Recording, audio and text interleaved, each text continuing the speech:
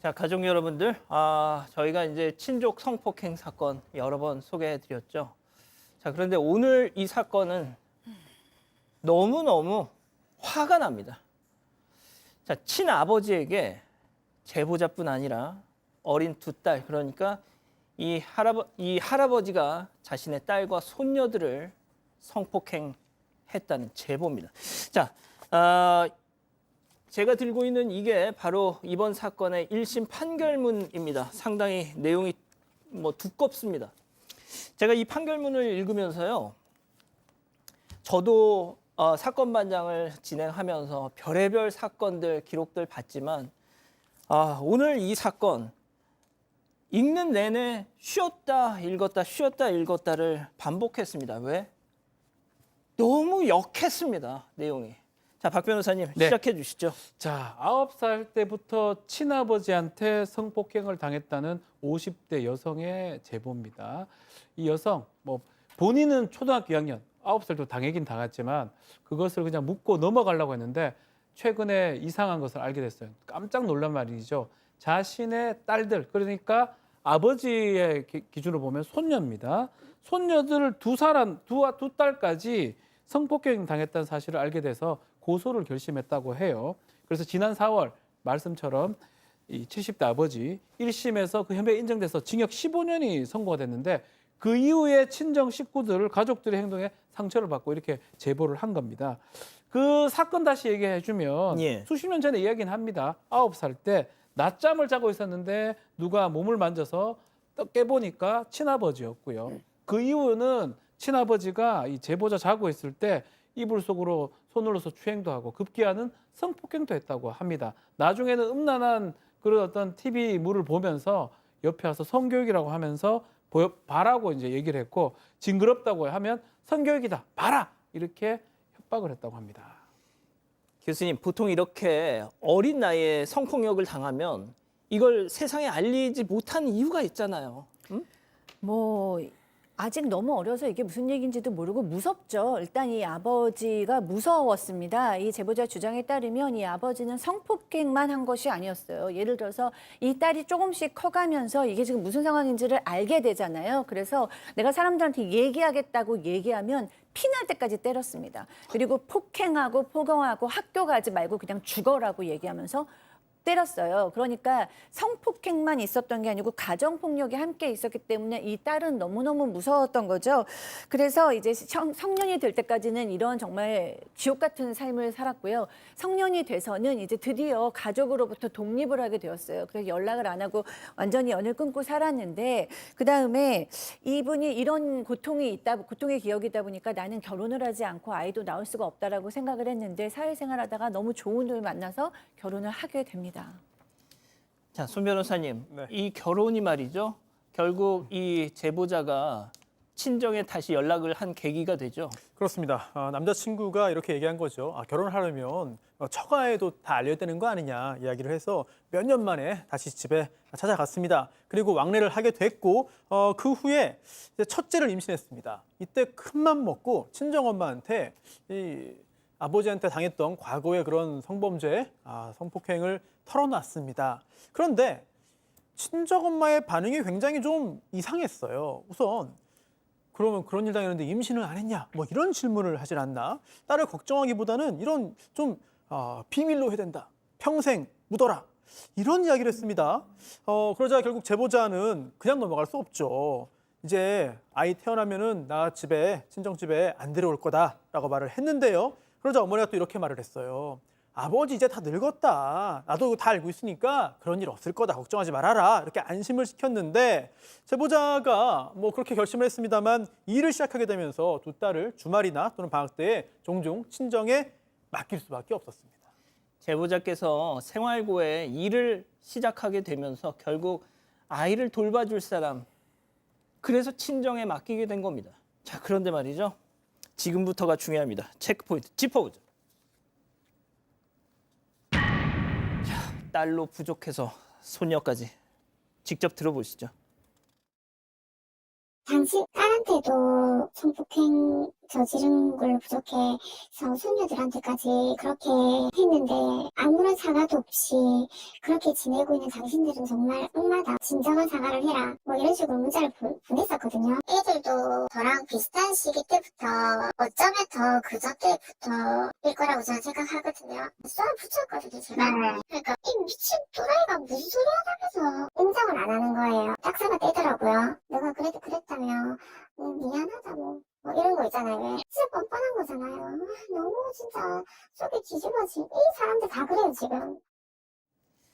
제보자는 이 두 딸이 초등학교 입학 전부터 친정집에 아이들을 맡겼는데 첫째가 초등생이 되고 몇 년 후에 충격적인 얘기를 듣게 됩니다. 자, 어느 날 첫째의 담임생한테 전화가 왔는데 할아버지가 자꾸 몸을 만진다 이런 얘기를 했다고 합니다. 학교의 담임생한테. 그래서 사실은 몸이 좀 중요 부위 좀 간질간질하다 이래서 물어보니까 그 친정 어머니가 그렇게 얘기했다. 안 씻어서 그런 것 같다 이렇게 생각을 좀 했다고 하고 제보자가 좀 따져 물었대요. 아니 왜 그러냐 하니까 또 그 할아버지는 그런 적 없다고 할머니도 몰랐다라고 잡아뗐다라고 합니다.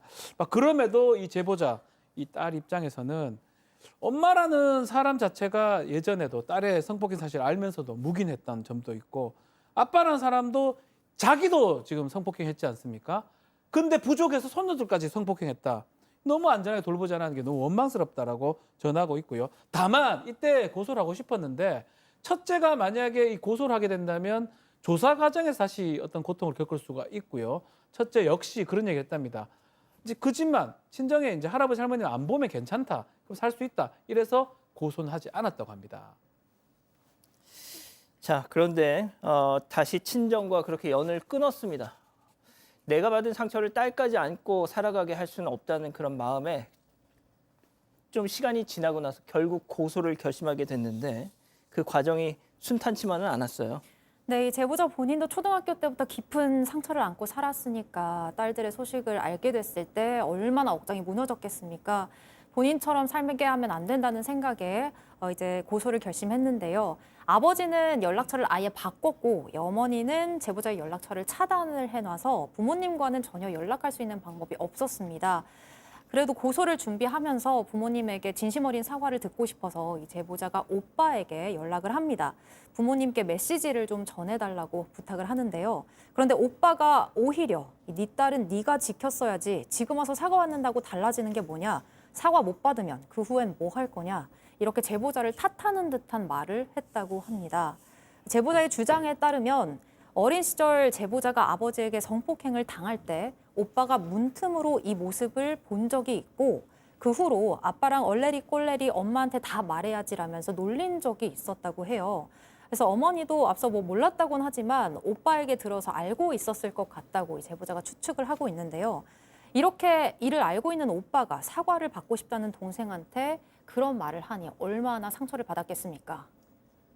자, 그 아버지란 자는 말할 것도 없고 그걸 또 마냥 덮으려고 했던 그 어머니란 자 그리고 오빠란 자까지. 자, 그런데 그 오빠라는 사람과의 주고받음이 있고 나서 얼마 지나서 제보자는 그 친정 엄마라는 여자에게 전화를 받습니다. 무슨 대화가 오갔는지 직접 들어보시죠. 내가 뭐 잘못했는데 니한테 당신들이 한 소리 들어야 되노? 아 죄책감이 없네 전혀? 내 죄감 없다. 내가 뭐 잘못한 게 없지. 지한테 죄책감이 있나? 한동생 내가 한테 해야 되나? 나 니한테 잘못한 게 없는데 내가 얼마나 니한테 잘못했다 끼고. 니 새끼 내가 찾은다고 내가 얼마나 그런 줄 알아? 니 가시나야. 니 새끼나 똑바로 키워라. 니 새끼나 똑바로 키워라. 니 새끼가 어떻게 그걸 안 하는 걸 내두고 볼 때다. 자, 교수님 할 말이 없습니다. 네. 제정신이 아니에요, 그냥 다들.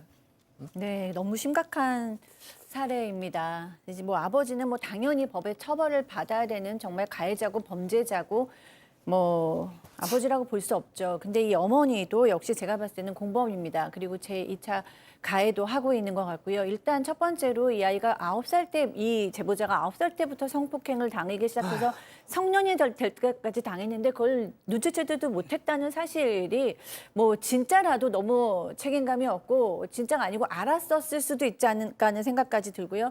나중에 그 얘기를 정말 어렵게 털어놨을 때는 또 침묵을 강요했죠.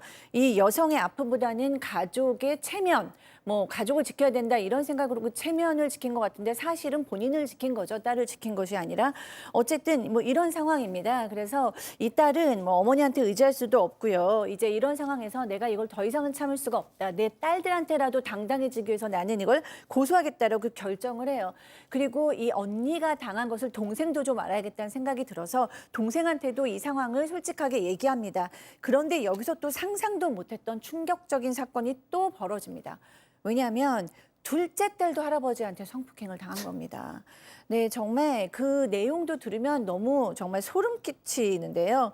뭐 아이들의 바지에 손을 넣어서 신체 부위를 만지기도 했고 아이들의 손으로 자기 신체 부위를 만지기도 했고 11차례 성추행을 했는데 여기에 성폭행도 들어 있었습니다. 교수님 뭐 너무 이제 네. 예.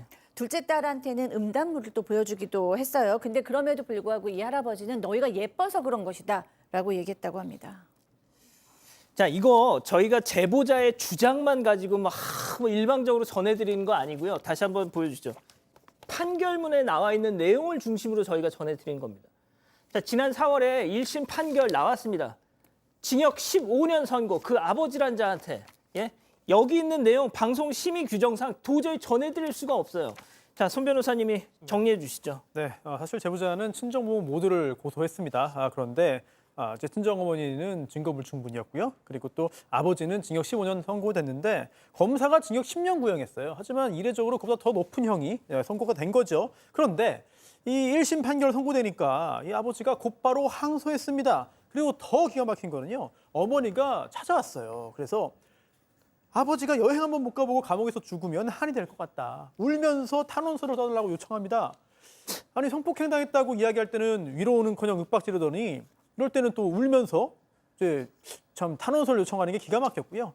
방송을 통해서 이 친정부모가 얼마나 큰 잘못 저질렀는지 죄책감 갖게 되기를 바라는 마음으로 제보하게 됐습니다. 7월 10일에 항소심 공판이 예정되어 있습니다. 자, 이제 2심이 시작됩니다. 2심 재판부는 저 개인적인 바람은 더 가혹한 형벌을 내려줬으면 좋겠습니다. 계속 지켜보죠.